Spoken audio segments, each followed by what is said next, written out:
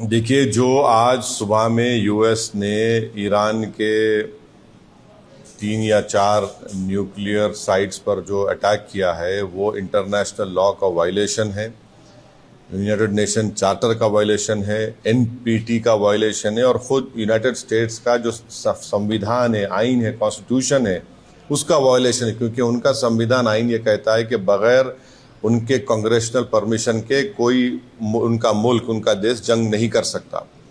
पांचवी बात यह है कि ये हमला करके यूनाइटेड स्टेट्स ने गज़ा में जो फ़लस्तीनियों का एथनिक क्लेंसिंग हो रहा है, जेनोसाइड हो रहा है, उसको कवर अप कर रहे हैं।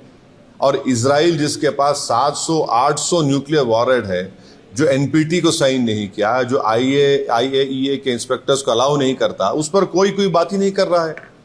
और छठी बात यह है कि मेरी बात लिख के रख लीजिए कि 5-10 साल में ईरान 90% यूरेनियम का एनरिचमेंट करेगा, 90% करेगा। अब नहीं रोक सकते ईरान को। अब ईरान एनपीटी से निकल जाएगा और एनरिचमेंट करेगा। और साथ ही साथ उसका ये असर होगा आज की बॉम्बिंग के बाद कि जितने उस देश में, जितने अरब ममालिक बोलिए, मुस्लिम कंट्रीज बोलिए, जो उस खित्ते में है, वो सब लोग अब फैसला करेंगे कि हमको इजराइल के ब्लैकमेलिंग से, इजराइल की हेजेमनी से बचने के लिए हमको अब न्यूक्लियर वेपन्स बनाना पड़ेगा। वो भी आप नहीं रोक पाएंगे।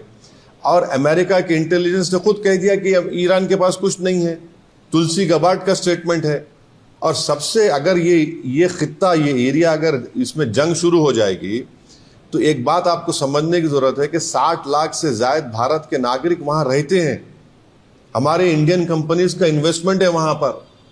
वहां से हमारे नागरिक भारत को बहुत बड़ा फॉरेन एक्सचेंज भी जाते हैं। अनलाइक नॉर्थ अमेरिका के, वहां तो इनकम टैक्स भी नहीं लिया जाता उनसे। और आखिरी बात यह है कि क्या पाकिस्तान इसीलिए ट्रंप के लिए नोबेल पीस प्राइज का डिमांड कर रहा था कि पूरा उस खित्ते में जंग शुरू हो जाए? क्या इसीलिए उनके जनरल जाकर लंच खा के आए थे वहां पर कि पूरे इस इलाके में आग लग जाए, जंग शुरू हो जाए वहां पर?